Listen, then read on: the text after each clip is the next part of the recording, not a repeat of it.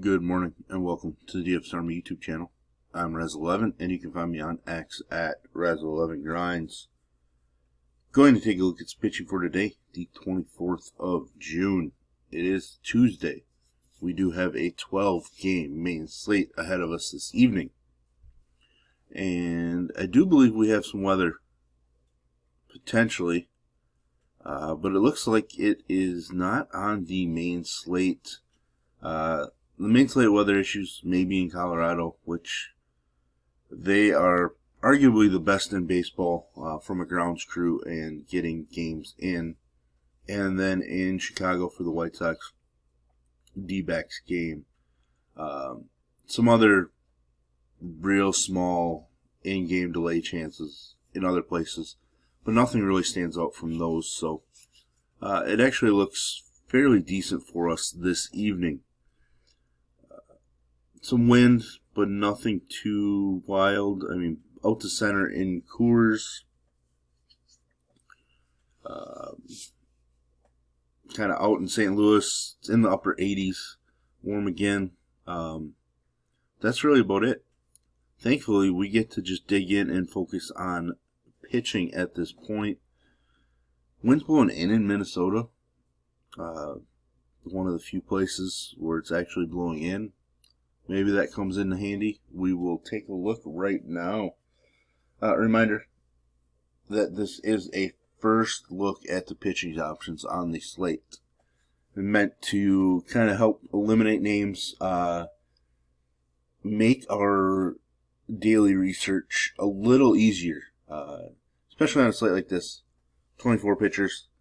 Who wants to be researching 24 pitchers, in the last 2 hours or so before a slate, depending on when you're getting off of work, etc. And I will be looking at DraftKings, as that is where a majority of my action is.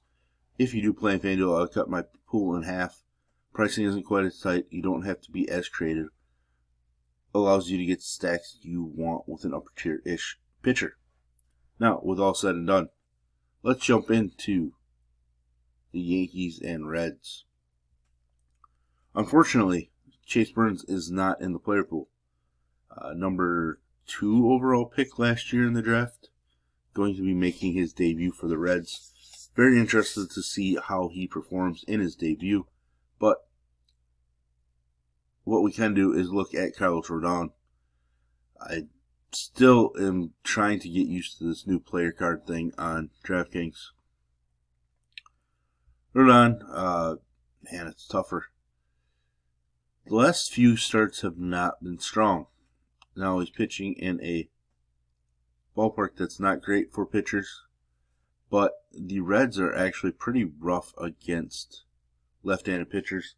I actually looked yesterday. I think they've hit 15 home runs this season in around 725 plate appearances against left-handed pitching.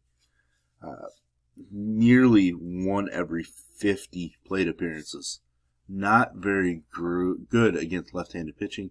So I think Carlos Rodon is somebody that I'm intrigued enough about that I am going to get some exposure to him. K-prop is 6.5. Juiced under, but I could see that moving to juice to the over, to be honest.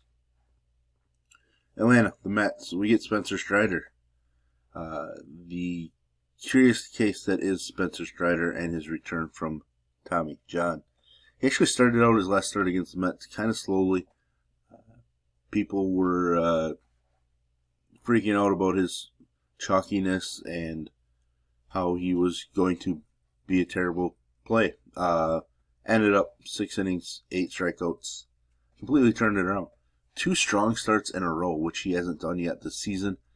I obviously do not love the fact that he's facing the Mets again right away, but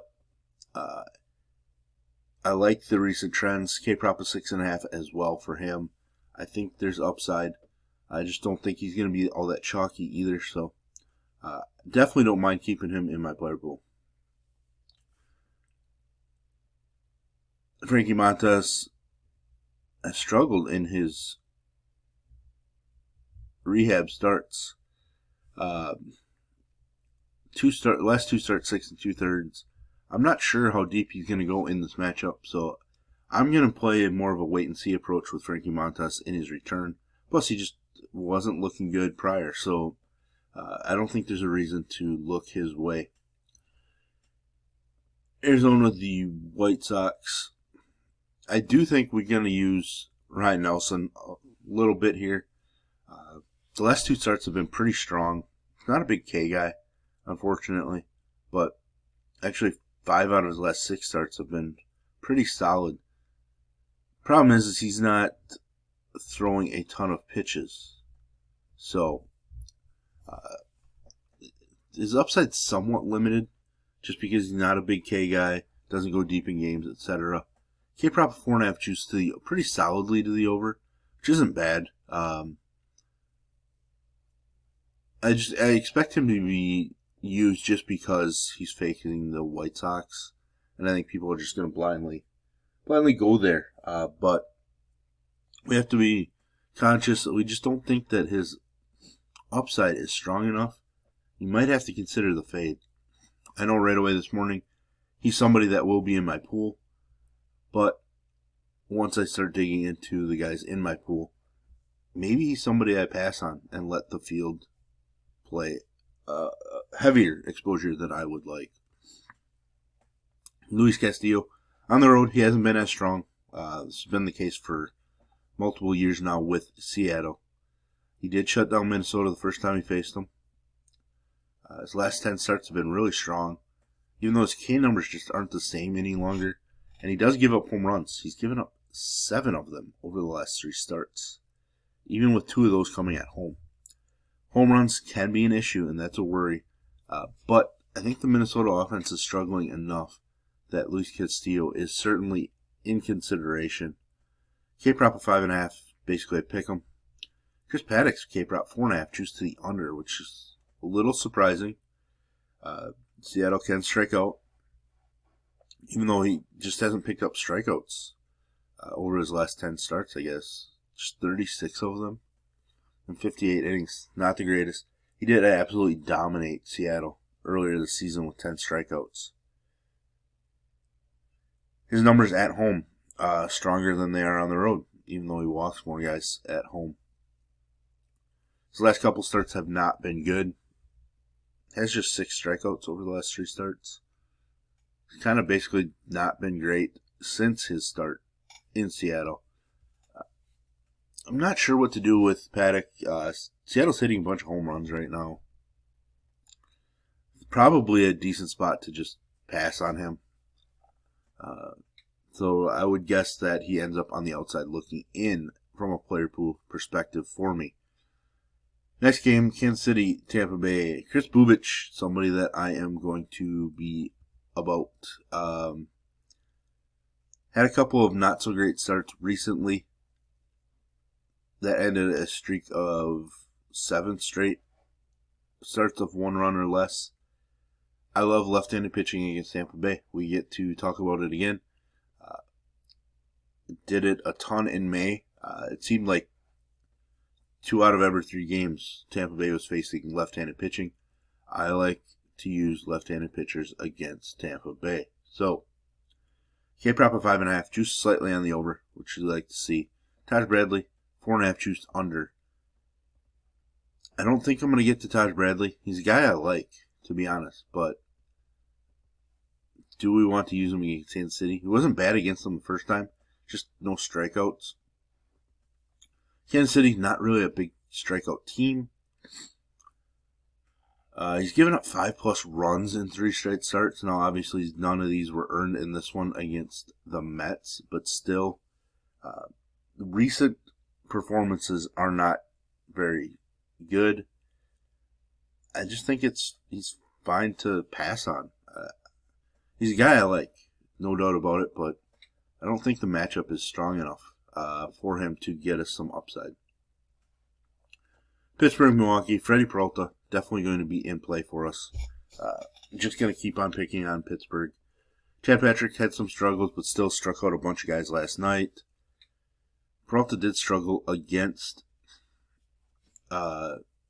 Pittsburgh earlier this season, but he is pitching at home where he's been, infinitely better than when on the road.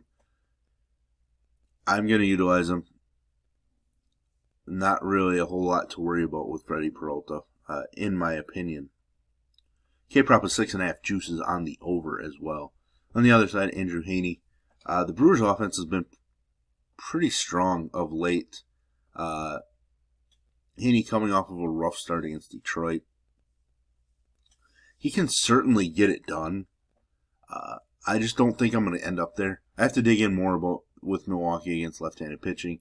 I do feel better about left-handed pitchers against Milwaukee, but still, it's Andrew Heaney. And on a 12-game slate, just not sure I'm going to need to go there. Chicago, St. Louis, Jameson Taillon. Been really surprising so far this season for the Cubs. His overall numbers super strong. Not as great on the road. Coming off of a rough start against Milwaukee, who was just on fire. But he's certainly been solid enough. Prior to that last start, 24-plus fantasy points in 3 out of 4. I just don't think I'm going to get there just because St. Louis doesn't strike out a whole lot. I want some strikeout upside from my pitcher, and his K-Prop sitting at 3.5, juiced to the over.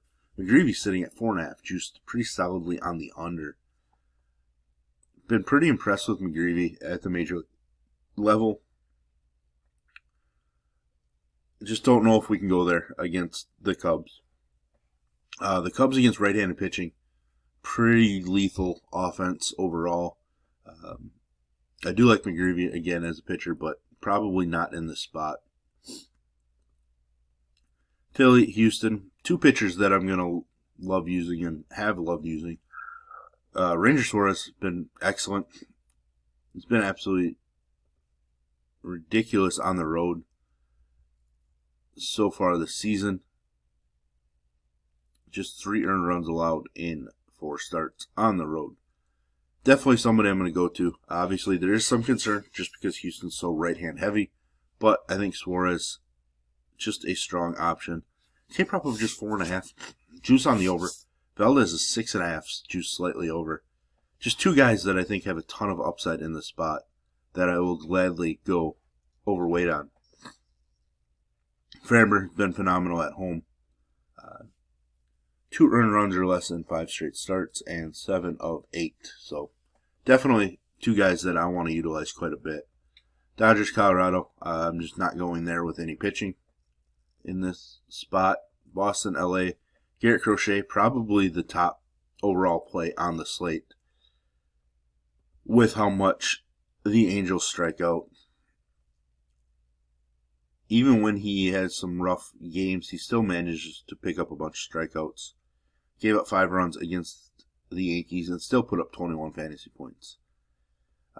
Just excellent option. Tyler Anderson, I'm a little intrigued by just because the Red Sox lineup has gotten so much weaker, but his last starts have been atrocious. Probably going to pass on him, but it's one I'm going to dig into a little bit more at this point, just because of that Boston lineup. I know they scored some runs last night, but still, the overall lineup just not the best. Washington, San Diego, not really interested. San Diego doesn't strike out enough at all. And then Bergert, I think he's been somewhat impressive, but I just don't really feel like pitching on Washington. Not that they're super dangerous, but the top part of that lineup is performing extremely well. Last game of the night, Verlander versus Quantrill. Pitching in a ballpark that's great for pitchers.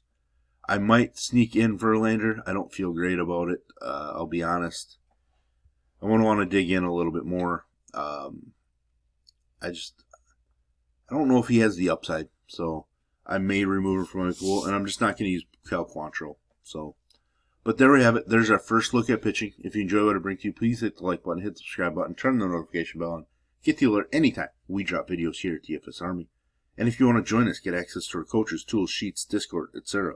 I will put links in the description below. You can use promo code RAZ, it's R-A-Z, for 10% off monthly. And as always, best of luck, everybody.